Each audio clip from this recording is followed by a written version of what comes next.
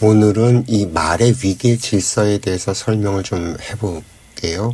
우리가 살고 있는 이 세상은 3차원이라고 부릅니다. 그래서일까요? 모든 것들이 3단계로 구성이 됩니다. 실제로 어떤 물체든 세 발로 지탱을 할 때 가장 안전하다고 하더라고요. 어쨌든 우리가 사는 세상은 거의 대부분 3단계로 작동을 합니다. 우리 인간이 진화의 끝판왕이라는 이야기가 있습니다. 이 인간이 만들어진 원리가 이 우주가 만들어진 원리와 똑같다는 거죠. 우리의 몸을 보면 머리, 몸통, 그리고 팔, 다리로 구성되어 있습니다. 3단이죠. 그리고 이 팔다리를 다시 보면요. 팔도 3마디, 다리도 3마디입니다. 역시 3단이죠. 여기에서 손과 발을 보면 손가락도 발가락도 모두 3개의 관절로 퍼져갑니다. 역시 3단이죠. 이렇게 우리의 몸은 구변을 이루었다고 말을 합니다. 동양학에서는 1부터 9까지의 숫자를 자연수라고 하고요. 이 9를 숫자의 끝으로 봅니다. 그래서 완성수라고 부르죠. 이 자연의 변화의 끝은 9라는 말입니다. 또한 이 지구별이 결국 5대양 6대주로 진화한 것처럼 우리 인간의 몸도 5장6부가 있다는 거죠. 지구별의 70%가 물인 것처럼 인간의 몸도 70%가 수분으로 구성되어 있습니다. 이렇게 모든 생명체 가운데 가장 완성된 것이 인간이고 이 인간이 만들어지고 나서야 이 육체에 영혼이 들어와 안착을 할 수 있게 된 것입니다. 드디어 호모사피엔스의 역사가 시작이 된 거죠. 동물의 호모사피엔스가 아니에요. 영혼이 들어와 앉은 인간 사피엔스 말입니다. 그 증거가 바로 말을 할 수 있어지고 세상의 모든 것들에 이름을 붙이고 서로 소통을 할 수 있게 된 것입니다. 이해가 좀 되셨을까요? 어떻게 보면 인간은 우주의 실험체인지도 모르겠습니다. 완성을 향해 가는 그 실험체. 그래서 신들이 직접 인간의 몸에 들어와서 그 완성을 컨트롤하는지도 모르겠어요. 인생은 그 완성을 향해 가는 과정이라는 거고요. 뭐 그렇다고요.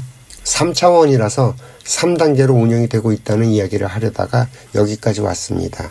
다음 이야기로 넘어가겠습니다. 우리 인간은 쉼없는 진화를 이루어 왔습니다. 이 물질의 육체도 진화를 이루었지만 무엇보다도 커다란 변화를 겪는 건 바로 비물질인 영혼이죠. 이 생각의 씨앗을 세상에 심는 사람이 출현을 합니다. 누군가 앞서서 걸어가면 종래의 모든 인류가 거기에 도달을 하게 되죠. 그렇게 차곡차곡 인류는 생각을 발전시켜 왔습니다. 그럼에도 불구하고 수천 년 동안 인류는 노예의 상태에서 벗어나질 못했습니다. 이 인류의 역사를 살펴보면요. 인간 사회는 항상 피라미드 구조로 3단계의 형태를 띱니다. 가장 밑에 노예 생활을 하는 사람들, 이 사람들이 인간의 그 생계를 담당하죠. 인간이 먹고 살기 위해 하는 일을 사람들은 노동이라고 불렀습니다. 피라미드 밑바탕을 구성하고 전체의 40% 이상이 여기에 해당을 하죠. 나머지 30%의 사람들은 그나마 노예보다는 좀 더 나은 삶을 살아갑니다. 어느 정도 자유도 있었고요. 얼마간의 지식도 좀 있습니다. 단순하게 먹고 사는 문제를 직접적으로 담당하는 게 아니라 그 밑바닥 사람들을 관리하는 일을 주로 담당을 했죠. 그래서 그나마 생각이라는 걸 좀 하고 살았고 대부분 똑똑한 사람들이었을 겁니다. 그리고 나머지 30%는 상류층에 해당합니다. 이 사람들은 먹고 사는 문제에서 벗어난 사람들이죠. 아마 숫자로는 30%가 안 될 거예요. 인구 구성비로 보자면 맨 밑에 사람들이 못해도 50%는 넘었을 것 같고요. 그리고 중간층의 관리자 계급이 한 30%를 차지하고 상류층은 20%가 채 안 됐을 겁니다. 이 지배계급들은 생각을 하는 집단들이었죠. 이 생각의 힘으로 전체를 다스립니다. 아주 오래전 인류의 초기에는요. 신정일체라고 해서 하늘과 소통을 하는 집단인 제사장들이 자신의 무리를 다스리는 정치를 같이 했었다고 합니다. 그러다가 농경사회가 시작되고 잉여 생산물이 축적이 되면서 이 잉여 생산물을 지키거나 뺏거나 하는 일이 벌어지면서 전쟁이 시작됩니다. 이 전쟁의 시대가 되면서부터는 더 이상 영적인 지도자들이 다스려내기가 어려워졌던 거죠. 이 세상이 힘의 논리로 작동하기 시작을 했거든요. 그렇게 인간은 자연과 멀어지면서 약육강식의 세상을 열었습니다. 제사장은 기껏해야 하늘의 제사를 지내고 미래를 점치는 일을 하면서 그 제사장들의 후예들은 차츰차츰 하층민으로 전락을 하게 됩니다. 그 대신에 위대한 생각의 씨앗을 심는 사람들이 다시 출현을 하게 되죠. 고대 인도에서는 시다르타가, 중국에서는 제자백가가, 그리스에서는 소피스트들이 그런 사람들인 거죠. 힘의 논리로 세상을 다스리는 일에 제동을 겁니다. 약육강식의 동물적인 삶에서 탈피하자는 거였죠. 그러다가 이스라엘에서 예수가 등장을 합니다. 그렇게 예수의 생각은 유럽 전체를 다 뒤덮게 되죠. 예수를 따르는 무리들은 단숨에 최상위층으로 도약을 하게 됩니다.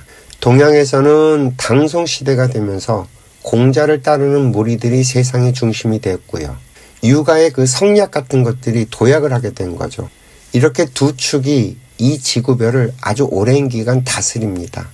그러나 인간 사회의 구조는 변화가 크게 없었죠. 여전히 3단계 피라미드 구조는 수천 년 인류를 지배해 왔습니다. 여기에 균열이 생긴 사건은 바로 인쇄술의 출현이에요. 인쇄술은 모든 인간이 지식을 접할 수 있는 기회를 열어줬습니다. 그 결과 모든 인간은 평등하다는 사상도 도출이 됐죠. 그러나 문제는 경제입니다. 오랜 세월 먹고 사는 문제에 묶여있던 인류는요, 노예 상태에서 풀려나면서도 스스로 생각하고 스스로 문제를 해결할 그런 힘을 기르지 못했던 거였죠. 이 지식을 먼저 선점했던 부류들이 발빠르게 자산가들로 자리를 잡아버렸고, 먹고 사는 문제는 여전히 과거의 노예들에게 전담시킵니다.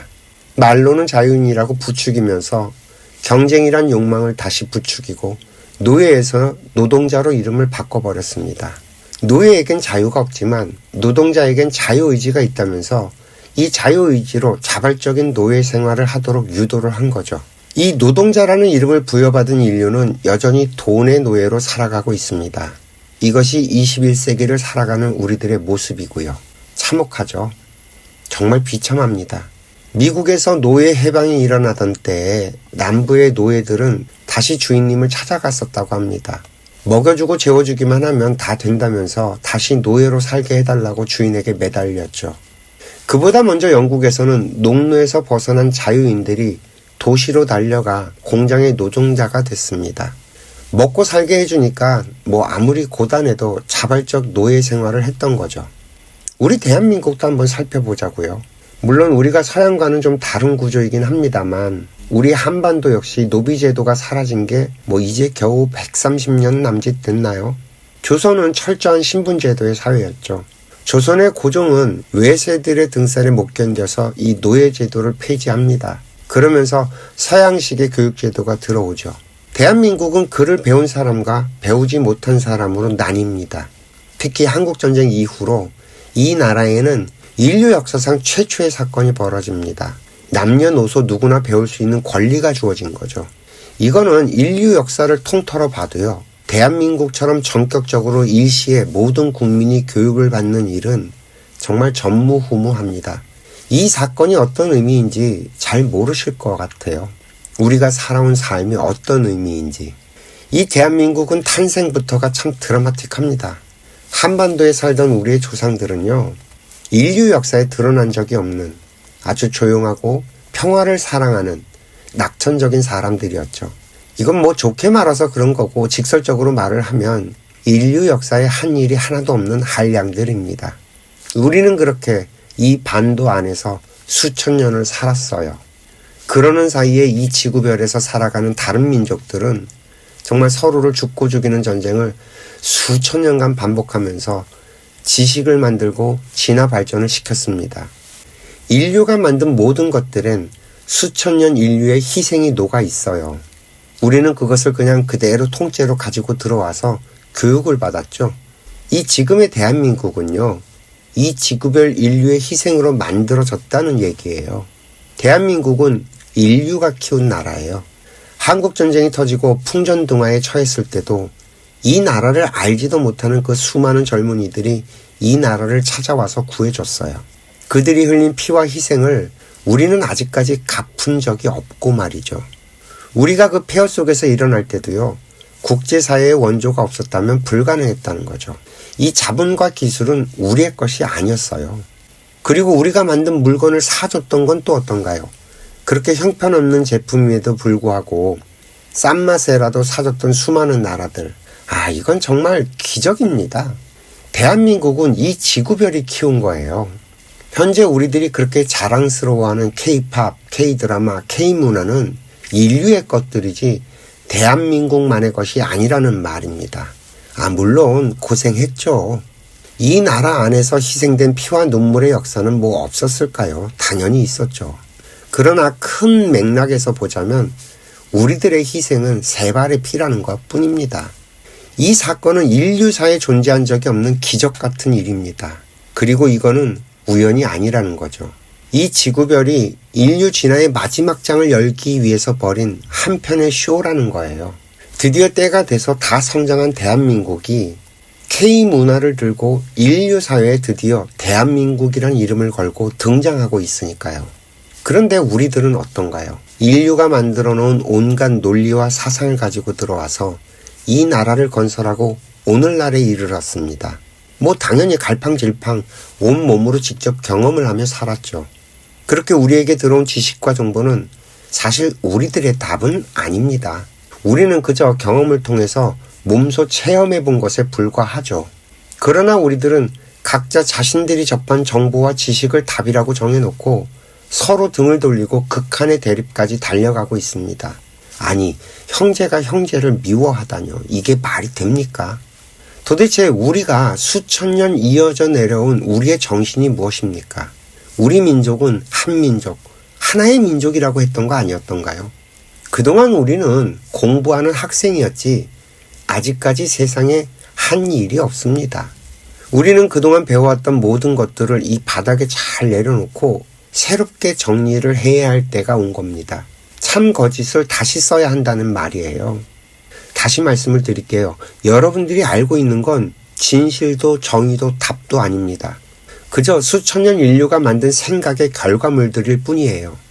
이 모든 걸 쓸어먹은 우리들만이 이 생각의 정리라는 일을 해낼 수가 있어요. 이것이 우리들의 인생의 숙제이고 숙명입니다. 이 큰 그림을 이해해야만 비로소 그 다음 이야기를 이해할 수 있게 됩니다. 어떻게 이야기하다 보니 너무 얘기가 커져버렸습니다. 참 쉽고 가벼운 이야기를 하려고 하다가도 이렇게 급발진을 하게 됩니다. 오늘 이야기는 내일 다시 이어서 하겠습니다. 오늘도 이야기 들어주셔서 감사하고요. 행복하세요.